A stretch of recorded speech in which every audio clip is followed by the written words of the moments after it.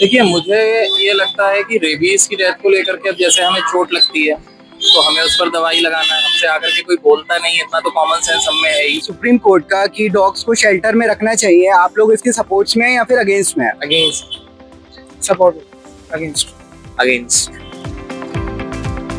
Supreme court का जो recently order आया है कि दिल्ली में जितने भी स्ट्रे डॉग्स हैं उन सबको डॉग शेल्टर में बंद कर देना चाहिए, आप इसके अगेंस्ट में हैं या इसका सपोर्ट में हैं? मैं तो सपोर्ट में हूँ, इन्हें बंद करना चाहिए शेल्टर। तो आपने देखा होगा जैसे कि रोड्स पर बहुत सारे एक्सीडेंट्स होते हैं कार्स की वजह से, डॉग्स के और बाकी जो भी जानवर हैं उन सभी के, तो क्या हमें इस चीज़ को नज़र में रखते हुए कार चलानी भी बंद कर देनी चाहिए?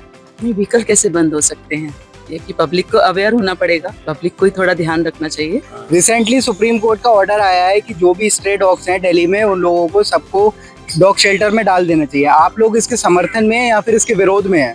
हम भैया समर्थन में हैं और जो लोग विरोध कर रहे हैं हम उनके भी विरोध में हैं, क्योंकि जो विरोध कर रहे हैं उन बेशर्मों को ये नहीं पता कि कुत्ते कितना परेशान करते हैं, पब्लिक को काटते हैं, बच्चों को, लेडीज को, लोग घर से नहीं निकलते जहाँ कुत्ते बैठे होते हैं।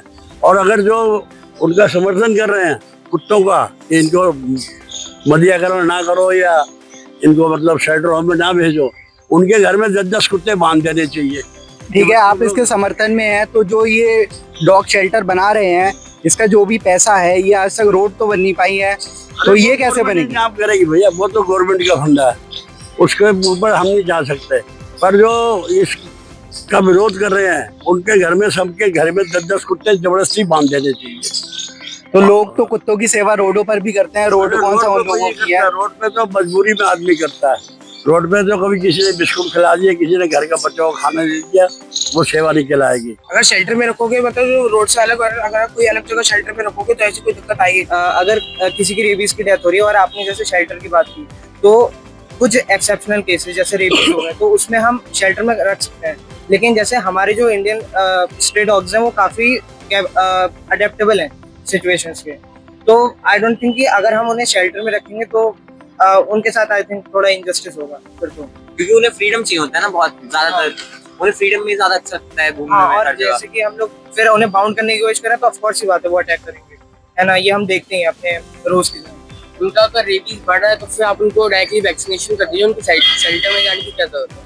मैं सुप्रीम कोर्ट के समर्थन में। तो आपके अकॉर्डिंग बहुत सारे सर्वेस ऐसे होते हैं कि जो हमें बताते हैं कि इतने % कुत्तों की या कोई भी और जानवरों की डेथ हो गई है गाड़ियों से टकराकर या और गलतियों की वजह से, जो कि गाड़ी की वजह से हुई है, तो क्या हमें गाड़ी चलानी भी बंद कर देनी चाहिए? नहीं, क्यों बंद करनी चाहिए? और आपने देखा होगा आसपास प्लास्टिक का सब लोग यूज करते हैं, जिससे कि हमारे पर्यावरण का भी नुकसान होता है, जानवरों का नुकसान होता है, गाय, बंदर, कुत्ते, तो इसके लिए जिम्मेदार कौन है? इसके लिए जिम्मेदार हम आम नागरिक हैं, क्योंकि हम ही कचरा फैलाते हैं, रोड पे फेंकते हैं, उसको हम यूज करते हैं, तो उसका जिम्मेदार हम ही है, सरकार नहीं। सुप्रीम कोर्ट के ऑर्डर को फॉलो करते हैं और उनका समर्थन करते हैं। जो उन्होंने कहा बिल्कुल सही कहा है कि आम जनता, पब्लिक को जो नुकसान हो रहा है कुत्तों की वजह से, इसके ऊपर पाबंदी लगनी चाहिए, इनको बंद कर देना चाहिए। बहुत सारे सर्वेस ऐसे भी होते हैं जो कि हमें बताते हैं कि गाड़ियों की वजह से और अन्य वाहनों की वजह से कुत्तों की और बाकी जानवरों की मौत होती है, उन्हें जो भी नुकसान पहुंचता है, तो क्या इस चीज़ को देखते हुए गाड़ी चलानी भी बंद कर देनी चाहिए?